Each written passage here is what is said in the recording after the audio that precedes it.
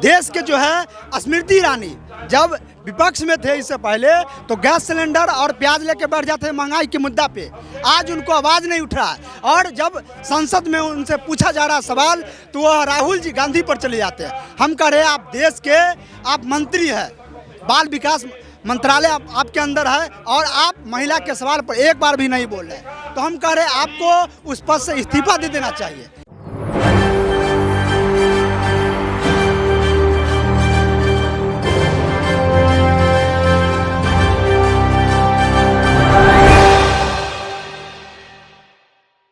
मणिपुर के मुद्दे को लेकर लगातार विपक्ष की पार्टियां देश के प्रधानमंत्री नरेंद्र मोदी को घेरते हुए नजर आ रही हैं। ये कहा जा रहा है कि देश के प्रधानमंत्री की नज़र मणिपुर पर है ही नहीं, क्योंकि मणिपुर को कुछ समझते ही नहीं है। जब बयान दिया तो ये कह दिया कि इस तरीके की तस्वीर बाद में नहीं आएगी। वो वीडियो जो सामने आया था उसमें महिलाओं को निर्वस्त्र किया गया था।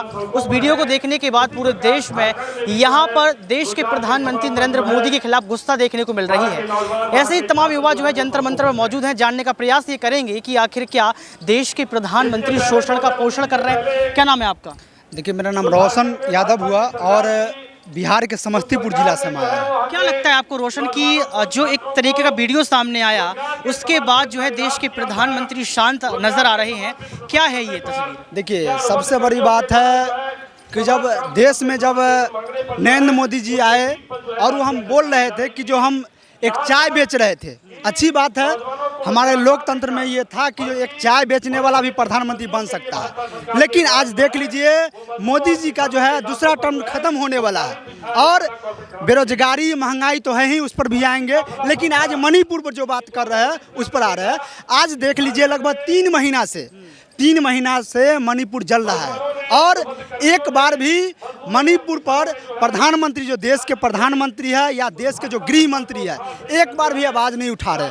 और हमारे देश के जो है मुख्य न्यायाधीश जब वो कह रहे हैं 1 सप्ताह के अंदर में आप मणिपुर पर आप नहीं अगर कोई बात मुद्दा पर आइएगा तो हमको कार्रवाई करना पड़ेगा। आप लोग ने देखे किस तरह से 3 महीना से जल रहा था और वहाँ इंटरनेट बंद था। लेकिन आपने देखा 2 सप्ताह पहले एक वीडियो जारी हुआ जो किस तरह से 2 महिला को, एक तो उसमें एक महिला ऐसे है जो हमारे देश के जो कारगिल युद्ध हुआ था उसमें उनके पति कारगिल युद्ध में लड़ाई लड़े थे और उनकी पत्नी थी और वो निर्वस्त्र करके घुमाया गया, परेड कराया गया और फिर सामूहिक बलात्कार किया गया। और हमारे देश के जो प्रधानमंत्री है एक बार भी इस पर आवाज़ नहीं उठा रहे हैं। देश के जो है स्मृति ईरानी जब विपक्ष में थे इससे पहले तो गैस सिलेंडर और प्याज लेके बैठ जाते हैं महंगाई के मुद्दा पे। आज उनको आवाज़ नहीं उठ रहा है और जब संसद में उनसे पूछा जा रहा सवाल तो वह राहुल जी गांधी पर चले जाते हैं। हम कह रहे हैं आप देश के आप मंत्री हैं, बाल विकास मंत्रालय आपके अंदर है और आप महिला के सवाल पर एक बार भी नहीं बोल रहे, तो हम कह रहे हैं आपको उस पद से इस्तीफा दे देना चाहिए। क्योंकि हमारे देश के देख रहे हैं आज हम लोग का भाकपा माले के जो है युवा संगठन इनकलाबी नौजवान सभा अरबाइये आज लगभग 3 महीना से जो है गांव यात्रा अभियान चलाते हुए हल्ला बोल। लेकिन गृह मंत्री अमित शाह तो मणिपुर पहुंचे थे, ये कहा गया है। देखिए, मणिपुर पहुंचने से कोई बात नहीं है, राहुल गांधी जी भी वहां पहुंचे, लेकिन राहुल गांधी जी को वहां ठीक से कैंपेन नहीं करने दिया गया। मीडिया के द्वारा, प्रशासन के द्वारा रोका हुआ जहाँ जा रहा था, इंटरनेट वहां बंद था। अभी भी जो है 2 दिन पहले की बात है, जो आज जो देश के जो है महागठबंधन इंडिया के नाम से जो बना उसमें लगभग दर्जनों सांसद गए हैं और वो रिपोर्ट जो है वो फिर राष्ट्रपति महामहिम को सौंपेंगे। जो वहाँ का क्या हालात है जाने से कोई मतलब नहीं है, लेकिन वहाँ देख रहे हैं आज नौजवान जो है बंदूक उठा के घूम रहे हैं। आज वहाँ का बदतर स्थिति हो चुका है। तो हम कह रहे हैं देश के जो प्रधानमंत्री या गृह मंत्री आज एक राज्य उनसे नहीं संभाल रहा है और देश संभालने की तो बात की बात। डबल इंजन की वहाँ पर देखिए, बात सही है कि वहाँ डबल इंजन की, वहाँ भाजपा की ही मुख्यमंत्री है और देश में भी आपकी सरकार है। नैतिकता के आधार पर जो वहाँ के मुख्यमंत्री है जो उनको इस्तीफा दे देना चाहिए। वो कह रहे हैं इस तरह का घटना हो रहा है, वो मीडिया की जो काम है वो कह रहे हैं, उनको तो कार्रवाई करना चाहिए, लेकिन वो कह रहे हैं चुप बैठे, वो भी बैठे हुए हैं। जो अभी आपने विपक्ष का अलायंस की बात की, इनको राष्ट्रपति मुर्मू को सौंपा जाएगा संज्ञान, क्या आपको लगता है कि राष्ट्रपति द्रौपदी मुर्मू कुछ इस पर जो है प्रतिक्रिया देंगी? देखिए, अभी हमारे देश के चीफ जस्टिस हो या हमारे देश के महामहिम राष्ट्रपति हो, वो देश के भली भांति जानते हैं, क्योंकि वो भी एक किसान परिवार से आए हैं या आपसे कह रहे हैं कि आदिवासी समुदाय से है, तो देश में छात्र नौजवान पर सिर्फ हमला नहीं हुआ, आदिवासी पर भी लंबे समय से हमला हो रहा है और उस परिवार उस समुदाय से वो बिलोंग कर रहे हैं, तो जरूर है इस पर संज्ञान लेंगे। और इसी के लेके हमारे देश के जो है महागठबंधन इंडिया के नाम से बना है, जो देश के जो मोदी सरकार उसको उखाड़ फेंकना है, क्योंकि मोदी जी जब सत्ता गठबंधन जीत पाएगा? एकदम जीतेंगे, क्योंकि आप देख रहे हैं हम मुद्दा की बात कर रहे हैं, वो मतलब जो है जुमला की बात कर रहे हैं, हम मुद्दा पे आ रहे हैं। जब मोदी जी जो बोल रहे थे, जो हम जब सत्ता में आएंगे तो 2 करोड़ हर एक वर्ष युवा को रोजगार देंगे, और हमारे देश के जो है काले धन इतने जो है विदेश में है, हम पैसा जो लाएंगे यहाँ प्रति व्यक्ति को जो है 15-15 लाख रुपया देंगे, तब पर भी कम मतलब ज़्यादा होगा। ठीक है, तो हम कह रहे हैं, जब बाद में मीडिया वाले पूछे अमित शाह से तो बोले हम जुमला है 15 लाख को। देखिए प्रधानमंत्री को तो आप ही लोग जिताते हैं ना बार बार। देखिए प्रधानमंत्री, ठीक है, हम इससे पहले भी शुरुआत में कहे ना कि जो हमारे देश की सौभाग्य थी ऐसी कि अच्छी बात है, देश की एक चाय बेचने वाला, हालांकि आज तक कोई देखा नहीं किस स्टेशन पर वो चाय बेचे, लेकिन वो कह रहे हैं कि हम चाय बेचे, तो अच्छी बात है, देश के चाय बेचने वाला हमारा देश में प्रधानमंत्री बन सकता है।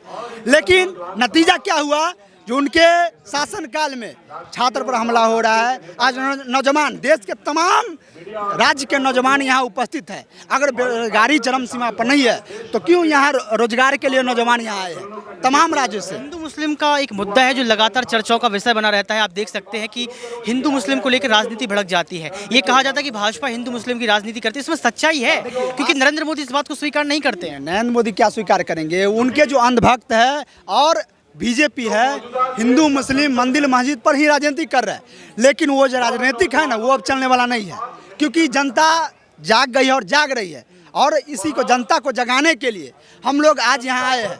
तमाम जो देश के नौजवान आए हैं और हम लोग यहाँ आज यूथ पार्लियामेंट जो रखा गया है, फिर हम लोग जाएंगे और विभिन्न राज्य के जो नौजवान है, समाज में जा के समाज के जो अंतिम पायदान पे जो व्यक्ति है उनको हम लोग जागरूक करेंगे, क्योंकि हम लोग 2 टर्म मोदी जी को दिया गया, लेकिन आज देख लीजिए क्या किए, आज तमाम सरकारी संस्थान बेच रहा है, आरक्षण को खत्म कर रहा है। लेकिन सवाल यहाँ पर उठता है, आपने 2 टर्म की बात करी, तीसरे टर्म में तीसरे नंबर पे इकोनॉमी बनाने की बात कर रहे हैं देश के प्रधानमंत्री नरेंद्र मोदी। आप देश की रोजगार की तो बात कीजिए, आज तमाम सेक्टर में जो है लाखों के लाखों सीट पद खाली है, वो तो आप भरिए।